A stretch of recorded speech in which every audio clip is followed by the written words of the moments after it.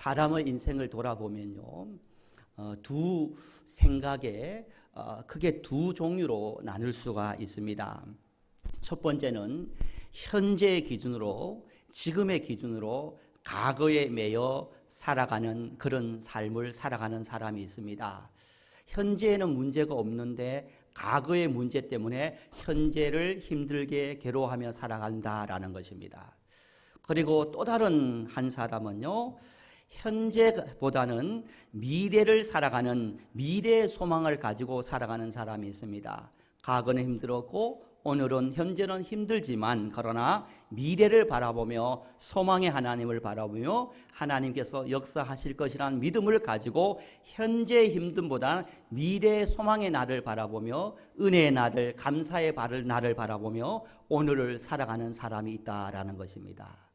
우리 어떤 남부교회 성도님들은 이 두 종류의 사람 중에 어디에 해당됩니까? 과거의 문제 때문에 오늘 힘들게 살아갑니까? 아니면 과거와 오늘은 힘들지만 미래의 소망의 하나님을 바라보며 오늘도 감사하며 할렐루야하며 은혜롭게 살아가고 있느냐라는 것입니다. 이왕이면 여러분 후자에 지금 어려운, 지금 힘듦이 있다 할지라도 내일 후일에 하나님께서 복되게 하심을 믿고 오늘 주어진 삶에 감사하며 기뻐하며 기도하며 날마다 승리하는 그런 믿음의 길을 걸어가기를 주님 이름으로 간절히 축복합니다. 믿음의 삶이라는 것은 현재를 살지만, 현재에 머물러 있지만 미래를 바라보며 살아가는 것입니다. 그래서 미래의 소망과 은혜를 바라보며 오늘을 살아간다라는 것입니다. 하나님의 사람들은 오늘 현실에 상관없이 하나님의 약속을, 하나님의 뜻을, 하나님의 은혜를 바라보며 오늘을 살아낸다라는 것입니다. 그래서 하나님을 믿는 사람들이, 하나님을 경외하는 사람, 예수님을 믿는 그리스도인들이 결코 쓰지 말아야 될 단어 두 가지가 있습니다. 어떤 경우에도 하나님의 사람들은 이 두 가지 단어를 써서는 안 되는데, 첫 번째는 팔자다라는 말을 써서는 안 됩니다. 조금 힘들고 조금 어렵고 조금 문제가 있다 할지라도, 또 이 문제가, 이 어려움이 당장 해결되지 않는다고 할지라도 팔자다라고 생각해서는 안 되는 것입니다. 팔자려니 생각하고 신앙생활 해라고 하는 것은 말이 맞지 않는 것입니다. 두 번째로 우리가 쓰지 말아야 될 단어가 같은 맥락이기도 하지만 운명이다라고 생각하며 살아가지 말아야 된다는 것입니다. 운명이니까 어쩔 수 없어, 팔자니까 어쩔 수 없어, 운명과 팔자를 논하면서 운명이니 팔자려니 생각하면서 살아야 된다라고 하는 말, 이 팔자와 운명이라는 말은 절대 써서는 안 되는 말이라는 것입니다. 이 말은 다 비신앙적인 말이고 이 말은 사단이 우리를 넘어지게 하는 전략 중에 하나이다라는 것입니다. 여러분, 아브라함을 한번 예를 들어보겠습니다. 아브라함이요, 99세까지 자녀가 없었잖아요. 그러면 세상 사람들이, 성경엔 기록되어 있지 않지만 아브라함에게, 사라에게 팔자입니다, 운명입니다 라고 생각하세요. 팔자에 자식이 없습니다 라고 말하면서 그런 말을 없지 않아 했을 수도 있다는 것입니다. 그럴 때 아브라함과 사라가, 그래 내 팔자에는, 내 운명에는 자식이 없어 라고 생각하면 살았다면 그의 이삭과 야곱과 예수님이 태어나지 않았을 것입니다. 그러나 아브라함과 사라는 어떤 경우에도 하나님께서 주신다는 그 약속을 바라보면서 그 모든 삶을, 모진 삶을 견디고 이겨낼 때 마침내 하나님께서 약속의 아들 이삭을 허락해 주는 축복이 임했다라는 것입니다. 팔자라고 생각하지 않았습니다. 여러분, 요셉은 어떻습니까? 요셉은 삶이, 여러분, 형제들에게 버림을 받았습니다. 노예로 끌려갑니다. 억울하게 감옥에 갑니다. 그러면서 사람들이 이런저런 말을 할 수가 있습니다. 요셉이 그렇게 생각할 수 있을 것입니다. 내 팔자가 왜 이렇노? 내 운명이 왜 이렇노? 내 팔자가 참 세다라고 하면서 자기 팔자를 논하면서 자기 운명을 논하면서 생각하면서 포기해버렸다면요, 애굽의 총리와 한 가정을, 한 가문을, 한 나라를 살리는 사람으로 절대 쓰임받을 수가 없었다라는 것입니다. 그런 상황 가운데서도 아브라함도 그렇고 요셉도 그렇고 내 팔자 안에 내 운명이나 생각하지 않고 그럼에도 불구하고 하나님의 선하신 뜻을 바라보며 하나님께서 나를 이곳에 이렇게 하는 이유가 있을 것이라는 그 이해의 능력을 가지고 주님을 바라보며 때를 기다릴 때 마침내 아브라함에게도 마침내 요셉에게도 하나님의 놀라운 은혜와 역사가 임했다라는 것입니다. 사랑하는 성도 여러분, 우리는 항상 두 개의 눈을 가지고 살아야 합니다. 첫 번째는 어떤 눈이냐면요, 사실을 보는 눈이 있어야 됩니다. 어떤 문제를 정확하게 볼 수 있는 사실의 눈이 있어야 됩니다. 여러분, 사실을 정확하게 객관적으로 보지 못하면 우리 인생이 힘들 수가 있습니다. 내 선입견으로, 내 고정관념으로, 내 좁은 시야로 그렇게 보고 판단하고 전체와 넓이와 깊이로 보지 못하고 우리가 사실을 정확하게 보지 못하면 그것도 인생에 문제가 있습니다. 첫 번째는 사실을 정확하게 보는 통찰력의 눈이 필요합니다. 그 다음에 중요한 또 다른 눈은 어떤 눈이냐면 다른 관점으로 보는 눈이 필요하다는 것입니다. 한마디로 말하면요, 은혜의 눈으로, 믿음의 눈으로, 하나님의 눈으로 사실을 볼 수 있는 그러한 힘이, 능력이 우리에게 필요합니다. 그래서 이런 말이 있습니다. 저와 함께 고백했으면 좋겠습니다. 사실보다 관점이 더 중요하다. 여러분, 우리 인생에는요, 우리 믿음의 사람들, 세상 사람은 그렇게 살아간다 할지 몰라도요, 우리 그리스도인들에게 중요한 하나 더 이상의 눈은 어떤 눈이냐? 사실을 보는 눈도 있어야 되지만 더 중요한 것은 사실보다 이 사건을, 이 사실을 어떻게 보느냐, 관점에 또 다른 눈이 있어야만이 우리 인생이 하나님의 은혜와 하나님의 놀라운 신비를 깨달아 갈 수 있다는 것입니다. 내 인생에 어떤 일이 일어났느냐, 어떤 사건이 터졌느냐, 어떤 문제가 발생했느냐 보다 더 중요한 것은, 그것보다 더 중요한 것은 내가 어떤 시선을 가지고, 어떤 생각을 가지고, 어떤 관점을 가지고 그것을 보고 그것을 해석하고 있느냐, 그것이 더 중요하다라는 것입니다. 여러분, 요셉의 인생에 여러분 사실로만 본다면 형제에게 버림을 받았잖아요. 얼마나 상처가 많아요. 구덩이에 던져 죽이려고 합니다. 그래서 애굽의 노예로 팔아버립니다. 사실을 보면 얼마나 절망합니까? 그리고 여러분, 보디발 집에 종으로 들어갑니다. 보디발 안에 누명을 씁니다. 그런데 또 감옥에 들어갑니다. 그 모진 세월을 살아갑니다. 그런데 요셉이 사실에만 매여 있다면, 사실의 눈으로만 그 현실을 보았다면 요셉은 성경에 기록되지 않았을 것입니다.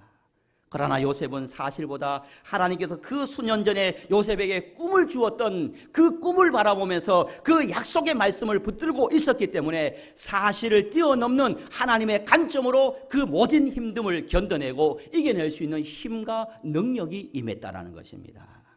여러분, 우리에게 중요한 것은요, 사실을 보는 눈보다 관점을, 하나님의 의도와 계획함을 볼 수 있는 그런 시선, 그런 마음, 그런 생각이 더 중요한 것입니다.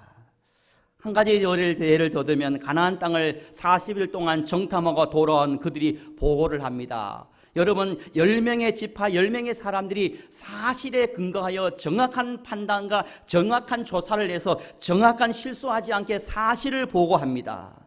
사실이 정확했습니다. 현실의 팩트가 정확했습니다.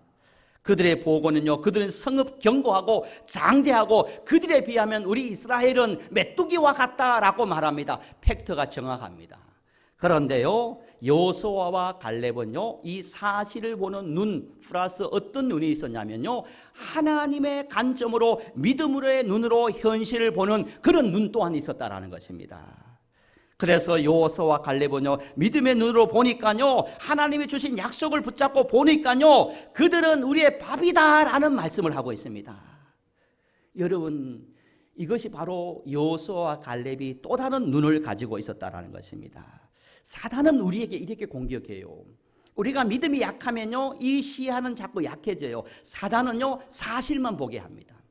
하나님의 눈으로 현실을 보고 하나님의 눈으로 사건을 보고 깨닫고 해석하기를 원하는데 사단은 끊임없이 현실, 사실, 문제, 어려운 이것만 보게 한다는 것입니다. 하나님의 시야를, 하나님의 시력을 이렇게 만들어버린다는 것입니다.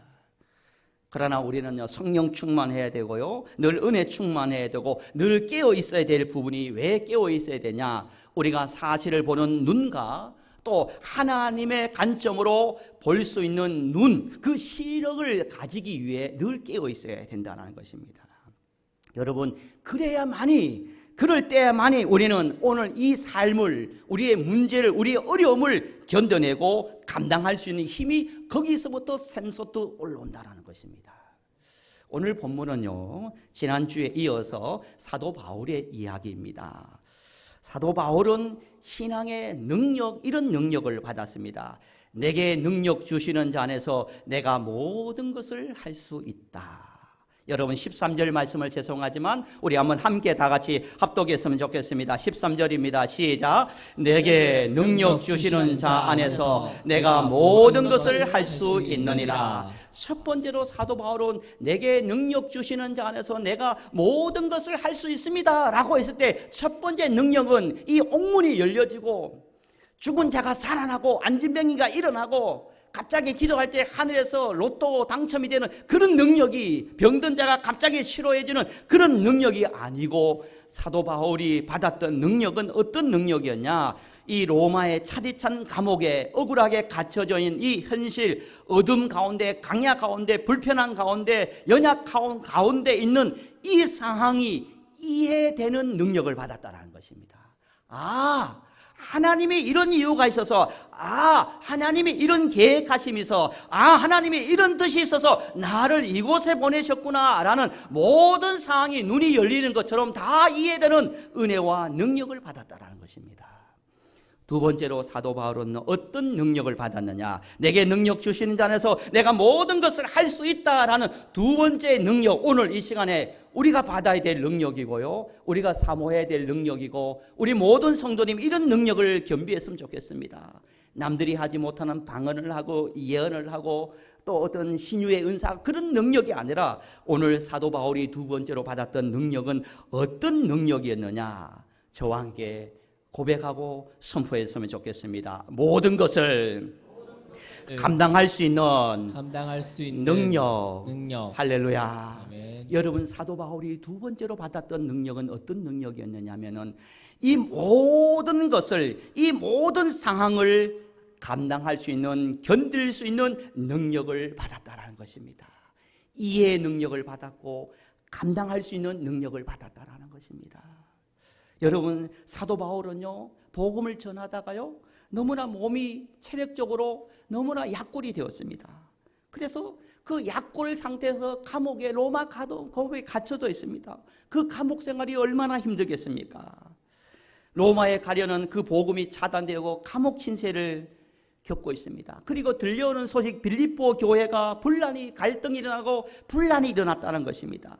그리고 바울을 따랐던 제자들이 도망갔다는 소식도 들려집니다. 그리고 빌립보 교회 안에 가짜 복음이 들어와서 이단들이 파니친다는 그런 소식이 감옥 속에 전해지는 것입니다. 자기 몸도 약하고 자기를 믿고 따랐던 제자도 떠나고 사랑으로 힘들게 세웠던 빌립보 교회도 분란이 일어나고 갈등이 일어나고 이단들이 판치고, 여러분, 목회를 하면서 사역을 하면서 이런 일이 있다 그러면 얼마나 힘들겠습니까?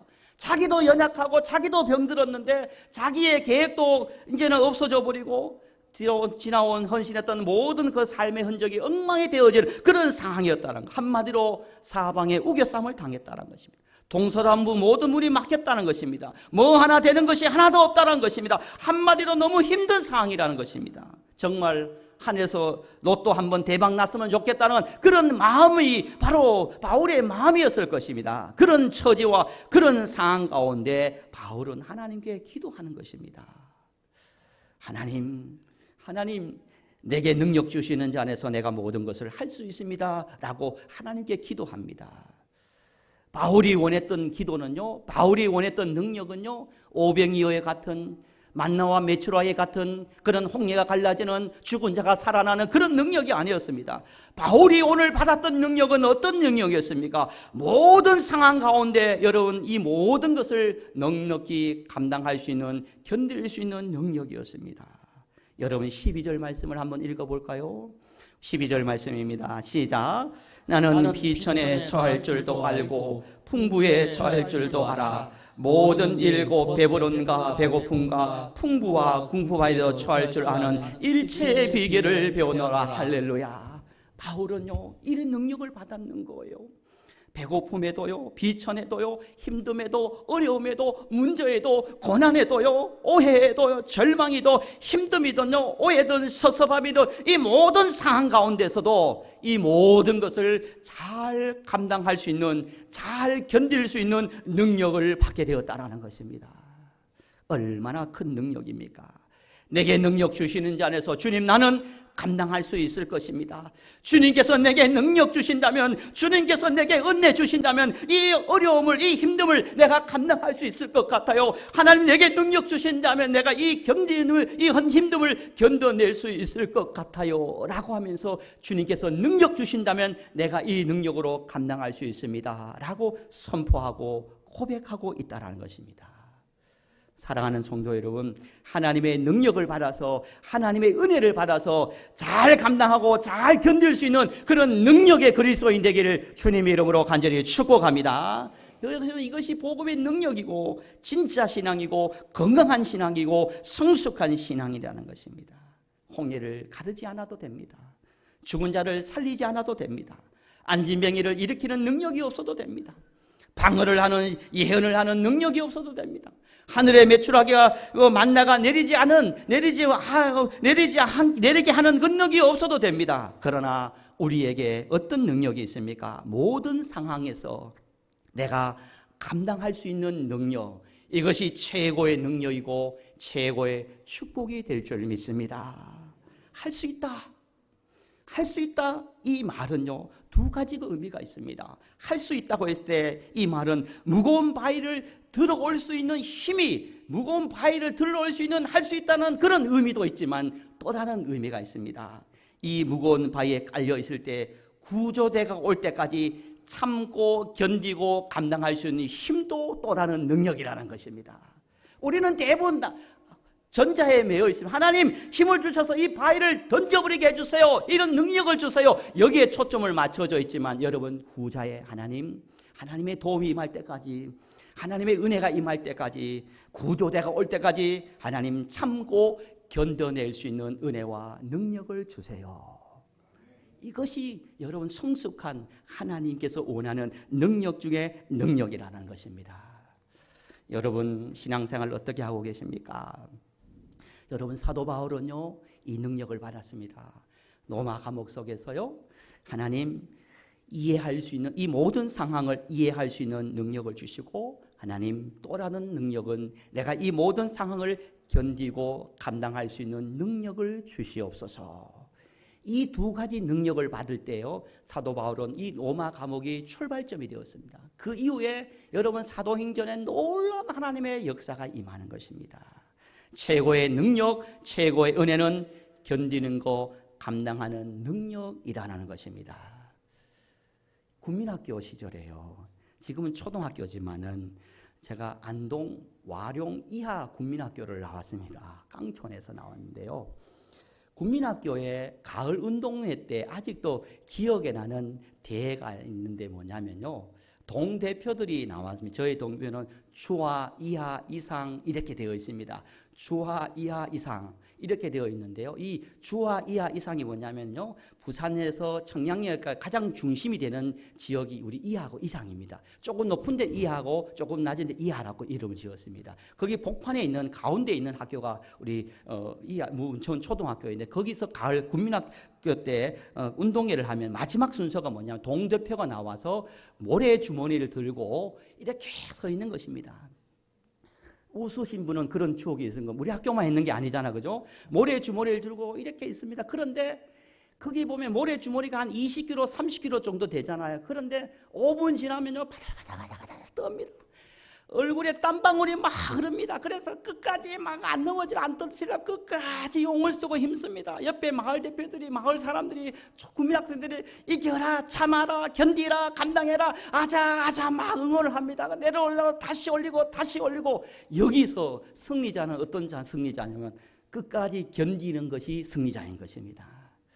국민학교 아이들에게 무엇을 가르치려고 합니까? 힘들고 어렵더라도 이것을 기억하면 끝까지 견뎌라, 끝까지 감당하면 좋은 날 올 것이다 라는 것을 그 운동회를 통해서 가르쳐 주는 거 있는 것입니다. 끝까지 견디고 끝까지 참는 자는 그 마을에 우승을 주는 그런 은혜와 영광이 있는 것입니다. 끝까지 견디고 끝까지 감당하는 자에게 하나님의 축복이, 하나님의 은혜가, 놀라운 일, 축복의 날이 임할 줄 믿습니다. 여러분, 우리 성도님들 이번 한 주간 어떤 능력으로 살아야 되느냐? 이해의 능력으로 살고 끝까지 이 모든 상황을 감당할 수 있고 견딜 수 있는 능력으로 여러분 살아갔으면 좋겠습니다. 마지막으로요, 이 찬양을 함께 불렀으면 좋겠는데요, 여러분, 백범김구 선생님의 연기를 대부분 했던 사람이 어떤 탤런트냐면요, 바로 이영후 장로님입니다. 백범김구 역할은 항상 이영후 장로님인데, 여러분 검색해 보면 얼굴이 통통하고 백범김구 선생님을 닮은 그 장로님이 힘들고 어려울 때 그 탤런트 연예인 가정이 얼마나 힘듭니까? 그 슬럼프가 올 때, 힘들 때 이 영후 장로님이 작사한 곡이 있습니다. 여러분 잘 알 겁니다. 주님여, 이 손을 꼭 잡고 힘들고 어려울 때마다, 견디기 힘들고 감당하기 어려울 때마다 주님여, 이 손을 꼭 잡고 가소서. 약하고 피곤한 이 몸을 폭풍의 흑암 속 해치사 빛으로 손잡고 날 인도하소서. 이 노래를 작사하고 이 노래를 부르면서 그 힘듦을 견뎌내고 감당하는 그런 신앙이었습니다. 우리 아주 쉬운 곡이니까 우리 한번 함께 불러볼까요? 부르면서 여러분 어떤 문제가 있습니까? 어떤 어려움이 있습니까? 사도 바울처럼 감당하고 견딜 수 있는 능력을 주시길 바람으로 함께 찬양했으면 좋겠습니다. 주님여, 이 손을, 주님여, 이 손을 꼭 잡고 가소서. 약하고 피곤한 이 몸을 폭풍의 감소 해치사 빛으로 손잡고 날 인도하소서. 인생이 힘들고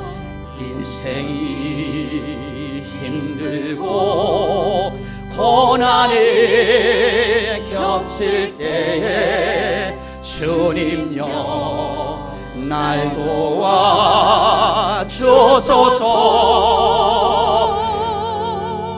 외치는 이 소리 귀 기울이시사 손잡고 날 인도하소서. 할렐루야. 여러분, 이 집은 한 주간 세상으로 파송합니다. 여러분, 견디기 힘든 그런 어려운 상황 속에서도 사도 바울처럼 견딜 수 있는 능력을 받아서 여러분 이번 한 주간 승리하고 믿음을 지키고 여러분 입술을 지키며 다시 돌아올 수 있는 저와 여러분이 되기를 예수님의 이름으로 축복합니다. 아버지 하나님, 은혜와 사랑을 감사합니다. 때로는 사는 게 너무 힘들고 견디기 힘들고 감당하기 어려운 문제들이 태산처럼 우리 앞에 있을 때도 많습니다.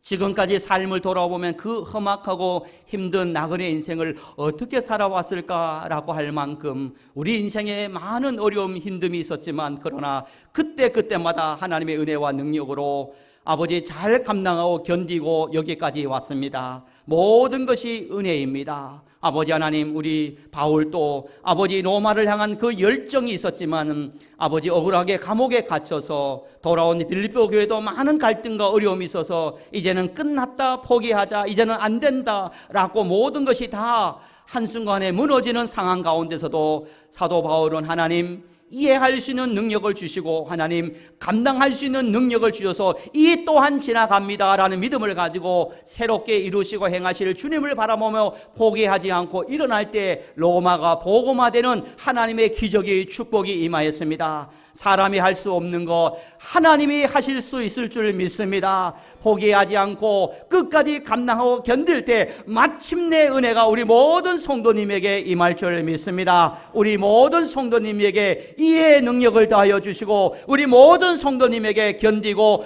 감당할 수 있는 능력을 더하여 주옵소서. 주님 주신 능력으로 모진 인생, 어려운 인생을 승리하며 감당하며 견디며 넉넉히 이겨낼 수 있는 우리 모두가 되도록 역사하여 주옵소서. 주님 감사합니다. 예수님의 이름으로 기도드리옵나이다.